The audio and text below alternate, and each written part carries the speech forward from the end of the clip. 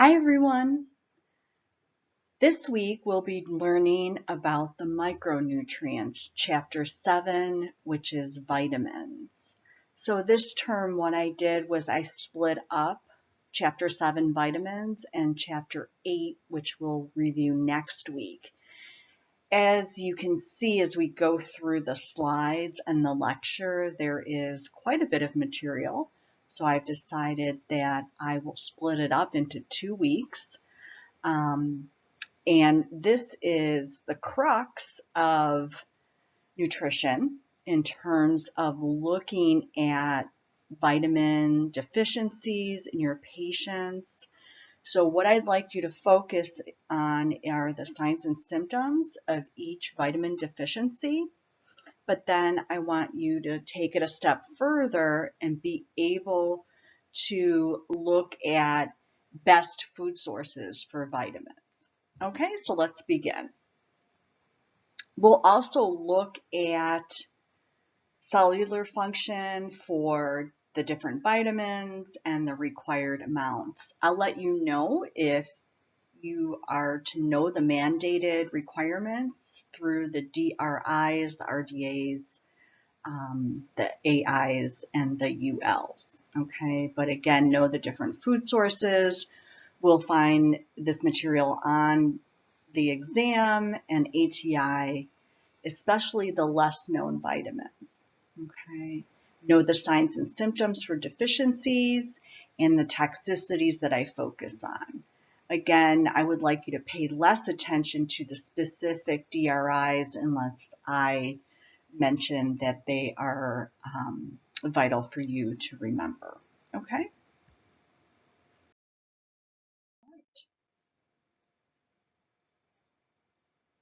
So looking at vitamins, they're needed in micro amounts, so very small amounts for cellular metabolism. We'll see that they perform specific metabolic functions. They play a role in the Krebs cycle, TCA, energy, transport, and the essential nutrients need to be provided by the diet because the body does not make those. The exception is vitamin D. Okay, so vitamin D is synthesized by the body, but it does require photosynthesis, but it's still considered a vitamin. And again, looking at the dietary reference intakes, I'll let you know what's important for you to remember for your nursing career. There are vitamin categories that are based on the characteristics of how soluble that vitamin is, and how soluble it is affected by their absorption and the transportation as well as storage in the body. So water-soluble vitamins are going to be your B complex vitamins in addition to vitamin C. So because there's minimal storage in the body, deficiencies tend to develop quite quickly with water-soluble vitamins, especially vitamins B and C, since they're not stored in the body. So conversely, if you can reverse that, storage is minimal, so toxicity is low. When we look at the fat-soluble vitamins, which are vitamins A, D, E, and K, you can see that they significantly increase their risk of toxicity since excess fat-soluble vitamins are stored in the body. So in contrast, vitamins are stored in the body, and because of this feature, deficiencies are at a lower risk.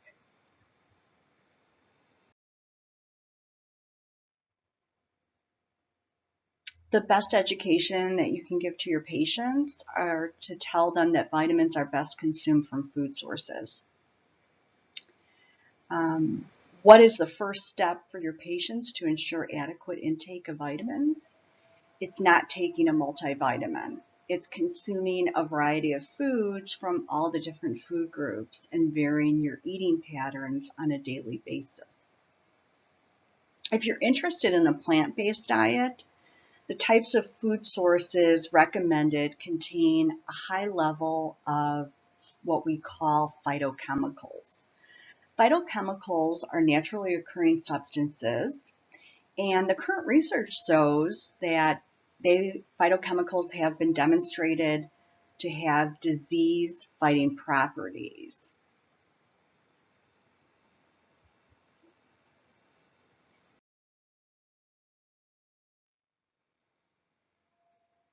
Our first vitamin from the B vitamins is called thiamine. So no thiamine or vitamin B1 for the exam and ATI. You'll notice a pattern with the B vitamins in that their primary function is serving as a coenzyme in energy metabolism. So think back to ANP, your TCA cycle, your Krebs cycle. The B vitamins will feed through there and kind of spin that cycle so you do get ATP for the body.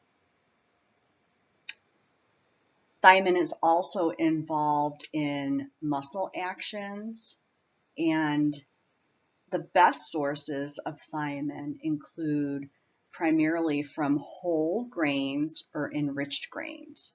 So if you're at the grocery store and you're in the bread aisle, look in the back of the bread and there's the ingredients. You'll see hopefully the first ingredient is whole grains.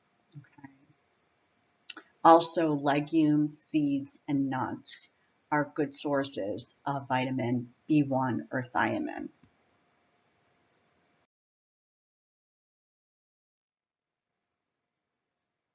The deficiency of vitamin B1 or thiamine is called beriberi. Symptoms, I want you guys to really focus on symptoms of this deficiency. It includes ataxia, confusion, memory loss, and tachycardia. Also, a psychological disorder that you will learn in psych nursing is called Wernicke's-Korsakoff syndrome. And that includes a cerebral disturbance with psychological symptoms, but also includes headache, fatigue, and irritability. When we see deficiencies of vitamin B1, thiamine, and some of the other B vitamins, we look at risk factors for alcoholism. That's the top risk factor. So if a patient comes in to the ER with a history of alcohol abuse, you know that they're going to be deficient in especially thiamine.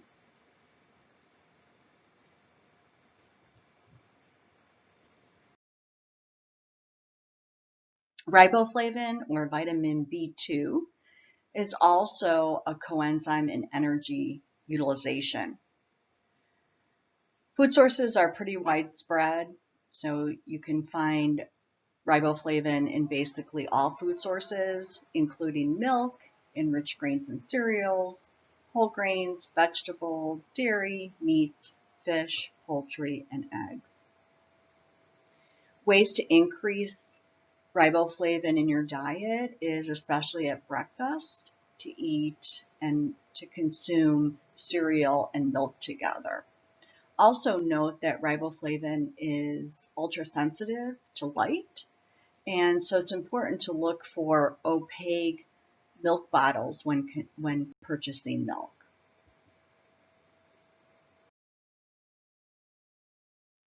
Deficiency of riboflavin is called a riboflavinosis, so A meaning without, and it results in symptoms like cheilosis, glossitis, and serebric dermatitis.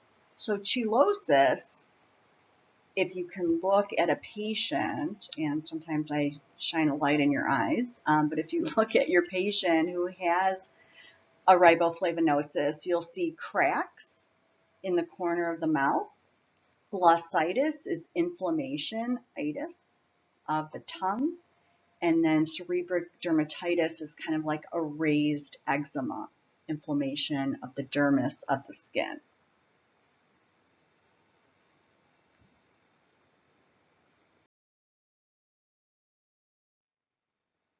Our next vitamin is vitamin B3, niacin.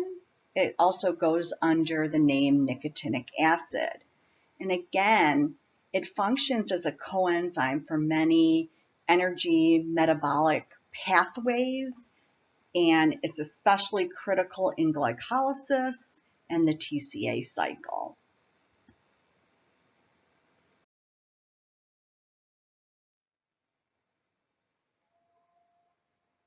One important feature of niacin is that it can be made from the amino acid tryptophan.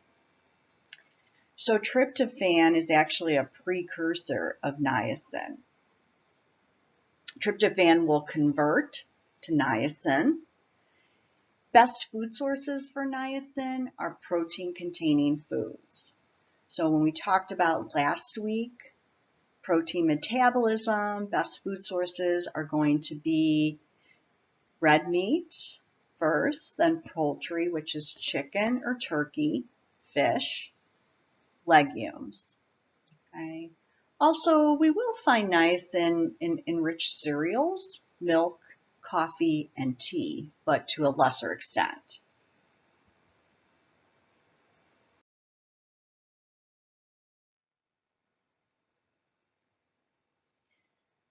Niacin deficiency results in what's called pellagra, and just remember the side effects, I call them the 3Ds: diarrhea, dermatitis, and dementia.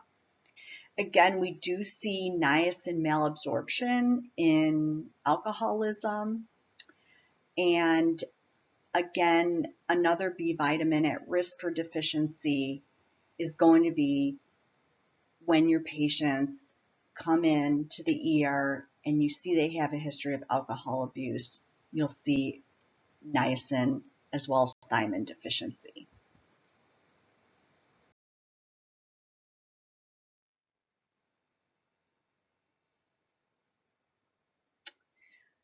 In the research arena, we and my colleagues, we use nicotinic acid to treat hypercholesterolemia when I was working in clinical research. So it's a very high dose of therapeutic, they call it therapeutic megadoses, to help lower especially that LDL lipoprotein level and to help increase the HDL or high density lipoprotein. One note is the adverse side effect of these megadoses is that it causes flushing of the skin that could be extremely irritating and not tolerable to some patients.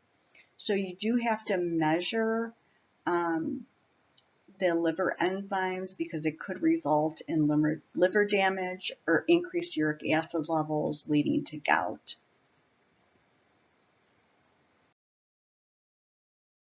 Our next B vitamin is vitamin B6 or pyridoxine. Vitamin B6 goes by several names, but the most recognizable is pyridoxine.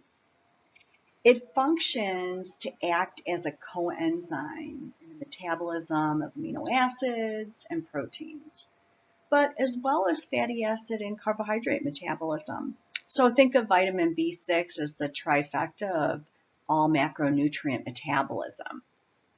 Equally important for vitamin B6 is it's necessary for hemoglobin synthesis and the conversion of tryptophan to niacin. We do see some physicians supplementing patients, especially cardiologists, with vitamin B6, folate, and vitamin B12. Some of the research has shown that it decreases the risk of coronary artery disease.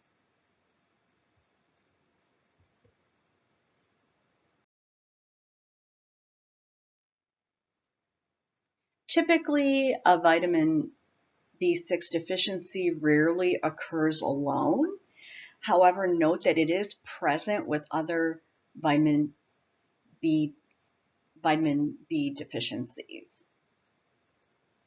So noting some of the symptoms, we see dermatitis, we see altered nerve function, which goes along with weakness. In kids, we'll see poor growth, so their failure to thrive on the growth chart, convulsions, and we see that pyridoxine is involved in microcytic anemia. So micro meaning small red blood cells. So vitamin B6 is microcytic anemia.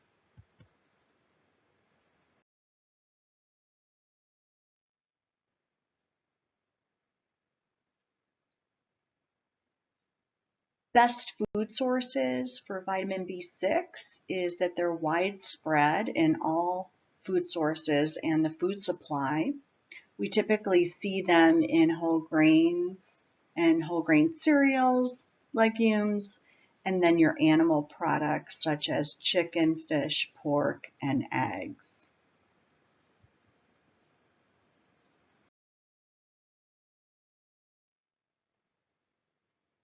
Next water-soluble vitamin is called folate. And folate is required for hemoglobin and amino acid synthesis. But also, folate has an important role in the proper formation of fetal neural tubes that affect the brain and spinal cord development of the developing fetus. So why is this important? It's because folate is the heme component of hemoglobin. And that's why there is a widespread recommendation that all women of childbearing potential should supplement with 400 micrograms of folate.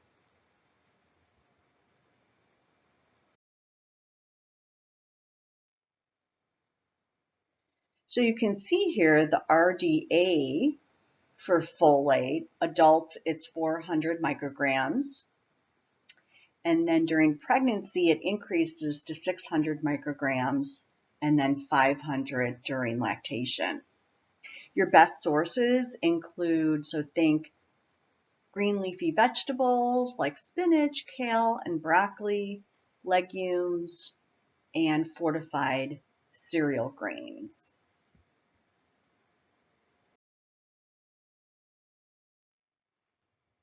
Folate deficiency results in what's called megaloblastic anemia.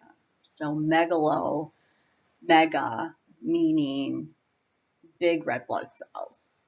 We see the symptoms of glossitis, diarrhea, irritability. In elderly patients, we see absent-mindedness, depression, anxiety. So make sure for ATI, know the different types of anemia. We'll learn about iron deficiency anemia, which is microcytic. Vitamin B6 is microcytic, but not as prevalent. Folate is megaloblastic anemia, and then we'll learn about vitamin B12 deficiency, which is called pernicious anemia.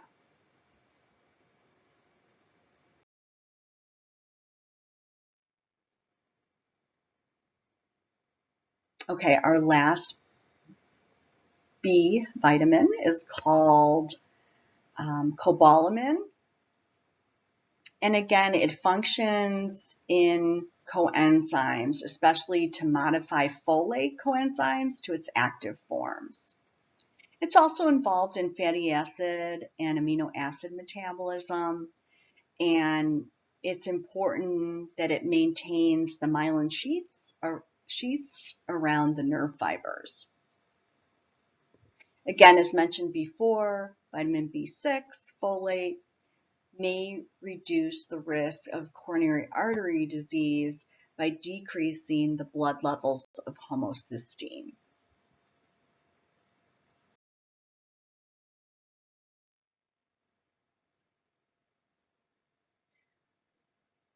In chapter 3, we talked about the intrinsic factor in the stomach. So vitamin B12 requires that intrinsic factor.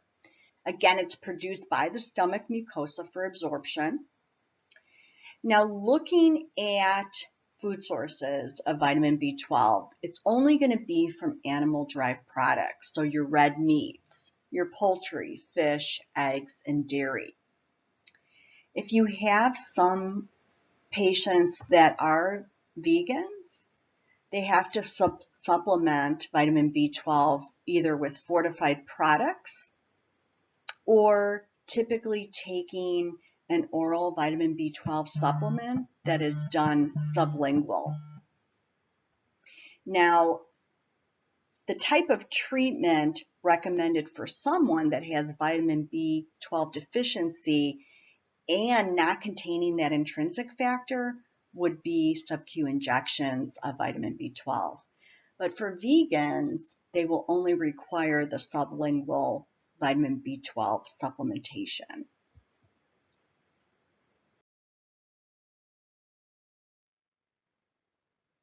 A deficiency in vitamin B12 results in pernicious or megaloblastic anemia. Megaloblastic anemia may be masked by high folate levels. So you'll have pernicious anemia, and if you have high folate levels, it will mask the megaloblastic anemia.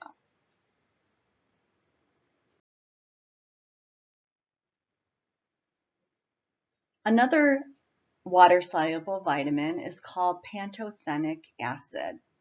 It's part of coenzyme A for the metabolism of all macronutrients, carbs, fats, and protein. It's pretty widespread in foods. We see them in whole grain cereals, legumes, meats, poultry, and fish.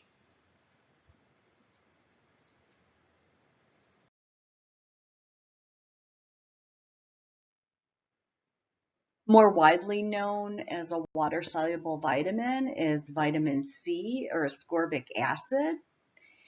Vitamin C acts as an antioxidant, which what that means is it helps prevent damage to the vascular walls of the cell. Some research shows it helps to decrease atherosclerosis. It helps with collagen formation and wound healing. So for ATI, make sure you remember that vitamin C sources help to increase non-heme iron, which we'll get to next week. Non-heme iron are plant sources of iron, and those include the dried peas and beans, the legumes, the lentils. Sometimes we find it in leafy green vegetables like broccoli. So vitamin C sources you'll consume with non-heme iron, and you should know vitamin C sources would be like, for example, orange juice or mandarin oranges.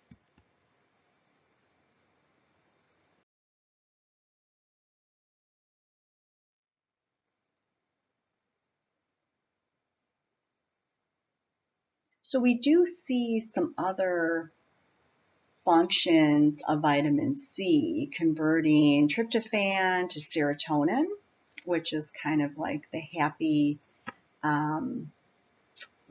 hormone in the brain, and then also converting cholesterol to bile and converting folate to its active form.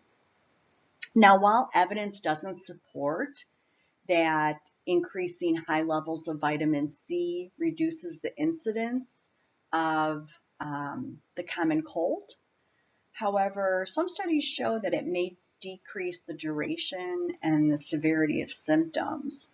So there's coldies on the market you can get at the pharmacy or the drugstore. If you consume those prior to, if you at the onset of symptoms, they may decrease the time that you have the symptoms and also how long you have the symptoms.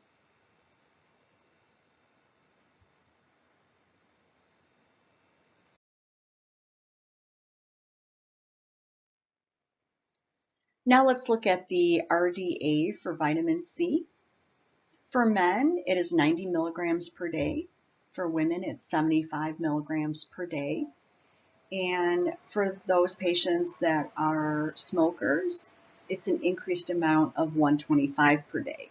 And the reasoning is any type of smoking, cigarette smoking, inhaling, those will increase the amount required per day because smoking decreases the vitamin C availability. Again, pretty widespread food sources, but think of yellow, orange, and red fruits and vegetables, including strawberries. That's a really good source of vitamin C, as well as potatoes and green peppers.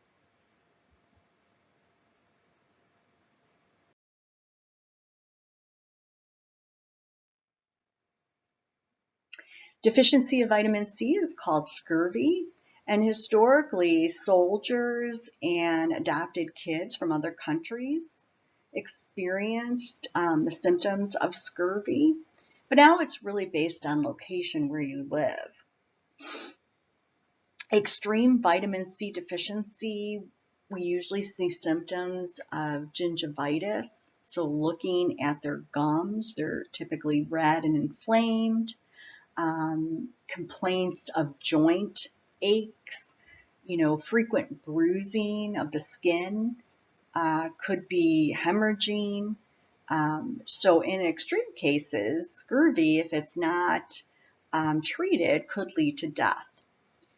So what we see here more in the United States is marginal deficiencies. Vitamin C has been associated with poor wound healing, gingivitis. We typically look at tooth and bone formation and increased risk of infection. So those are all symptoms of a marginal deficiency.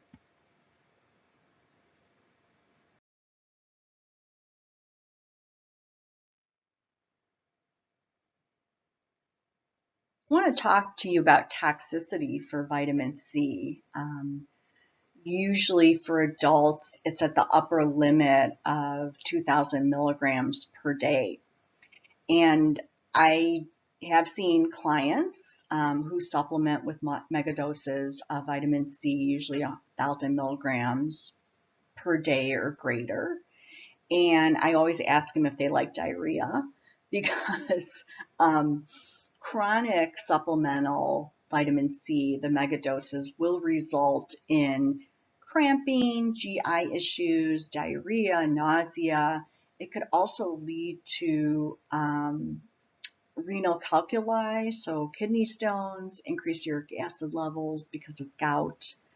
And note that vitamin C will interfere with any blood thinners or anti-clotting medication.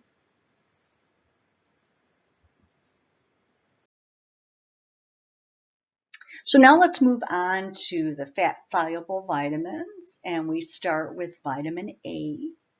So vitamin A, most of us know it's involved to help maintain the skin, the mucous membranes.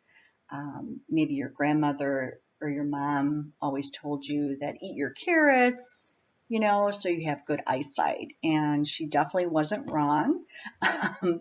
Vitamin A does function in vision, but also bone growth, increases immune function, and especially for normal reproduction.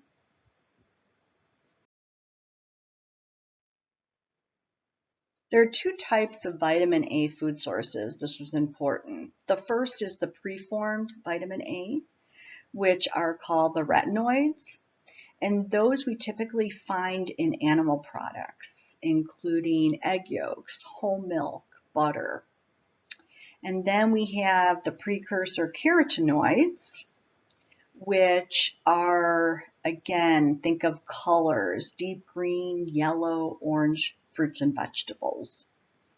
But I want to say the best sources of vitamin A come from broccoli, cantaloupe, sweet potatoes. Most people know carrots. Again, that's, the ATI is not going to give you that as one of the options. tomatoes, spinach, and then fortified foods. So margarine has vitamin A, cereals, and low-fat milk. See, it is a lot to remember. That's why I just want to go over vitamins this week. So vitamin A deficiency results in what's called night blindness or xerophthalmia. So night blindness could lead to choroidomalacia, and that is where it's like the cornea of the eyes tend to harden. Okay. We also see numerous other deficiencies with immune function. We see respiratory illnesses, GI disturbances. In kids, we see maybe they're not growing as much. So fat absorption, there's just so much with vitamin A deficiency. But mainly it's xerophthalmia, which is the night blindness.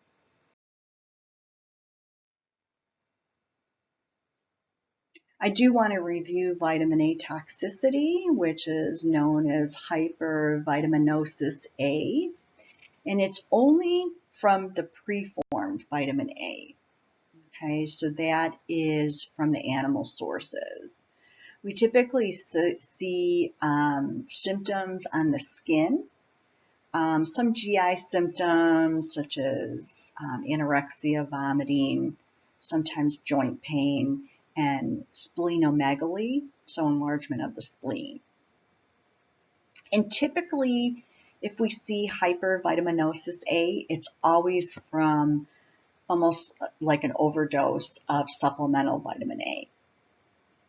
When we see excess beta carotene, we'll always see the skin that's tinted orange, and that is typically from an excessive intake of the beta carotene supplement, sometimes in foods. So for example, when I look at our President Trump, he has that orange tinted skin, and I'm always thinking he has an excess of beta carotene when I look at him. You know, I'm kind of studying him, and I know it's probably makeup, but that is a good way to remember the vitamin A toxicity for beta carotene.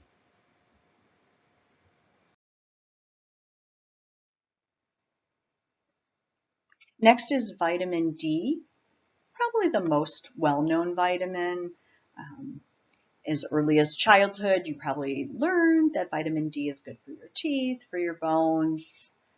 And now that you're studying as RNs, we can see that in terms of vitamin D, there's a little bit more crux in terms of what it does, but it does function as specific intestinal absorption of two minerals, calcium and phosphorus. So what vitamin D does is it actually assists the blood calcium regulation by affecting bone mineralization and helping with that mineral balance.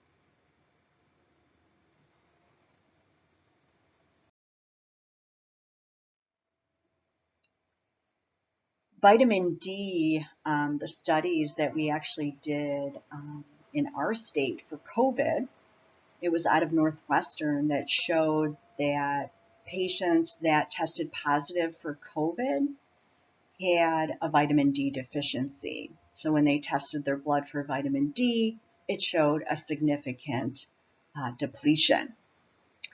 Vitamin D is the only vitamin in which the body can synthesize.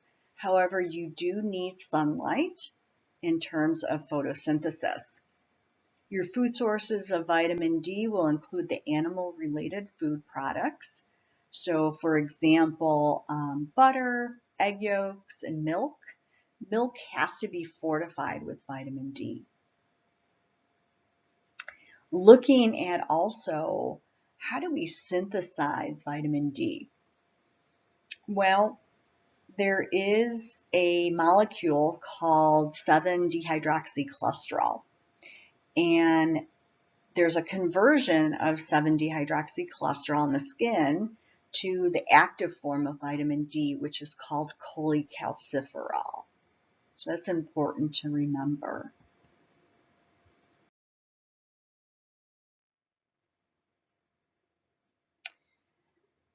Vitamin D deficiency, we look at two types, and they're two-pronged based on kids. So vitamin D deficiency in children is called rickets, and vitamin D deficiency in adults is called osteomalacia. So looking at rickets, you look at a child, you'll see that they have a malformed skeleton. When they walk, they're bow-legged. So their knees and their feet they walk outward. And if you look at their teeth, you'll see abnormal formation of their teeth. In adults, it's typically weakened bones. So if your patient continually fractures their bone, they could have vitamin D deficiency, or weak bones, we call them, or RA, so rheumatoid arthritis. Older adults, of course, are at risk for decreased vitamin D deficiency, because what happens when you get older is you have limited absorption. So this could also lead to osteoporosis, which is reduced bone density and the brittleness of bones. And usually, I think women, they recommend at age 55 to get a BMD, or bone mineral density, to determine if there's bone loss and osteoporosis.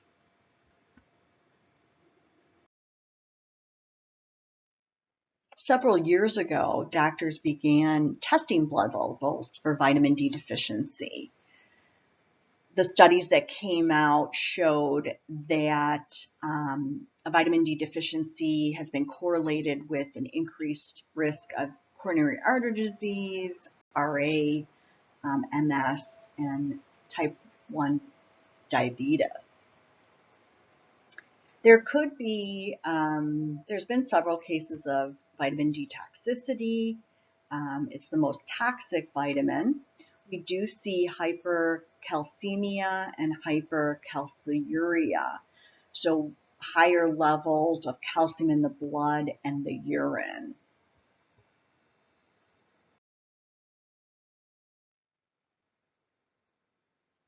Next, we move on to vitamin E. So note that vitamin C and vitamin E serve as antioxidants. What that means, it decreases the effects of the free radicals in the body, and thus decreasing that cellular oxidation. Vitamin E in particular helps to preserve lung and red blood cell membranes.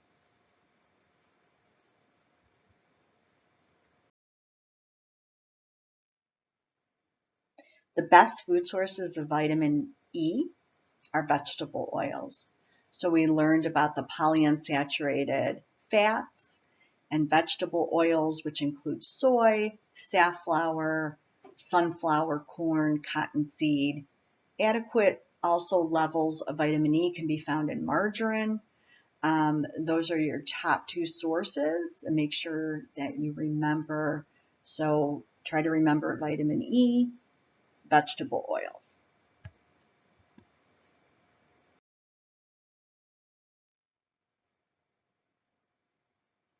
Vitamin E deficiency is pretty rare, but we do see secondary vitamin E deficiencies often in premature infants and those who have disorders of fat malabsorption. So later we'll talk about cystic fibrosis and those that have blocked bile ducts.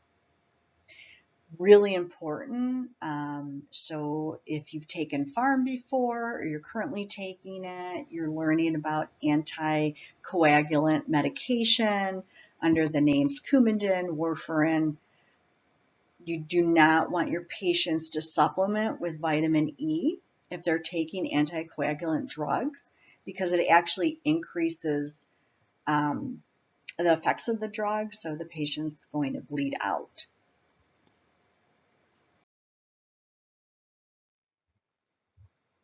Next is vitamin K.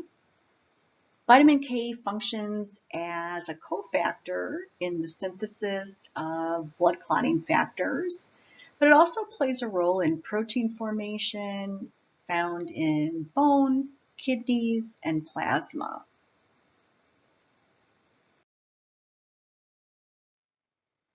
Note that even though vitamin K is synthesized by the bacteria in the GI tract, we still consider it an essential nutrient. Best food sources for vitamin K include dark, green, leafy vegetables such as broccoli, spinach, and kale.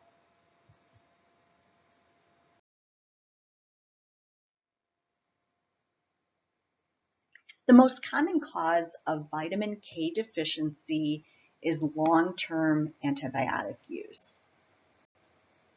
So this is really important. Increased amounts of vitamin K will decrease the effectiveness of anticoagulant medication. So by decreasing the effectiveness of warfarin, Coumadin, that increases your patient's risk of stroke.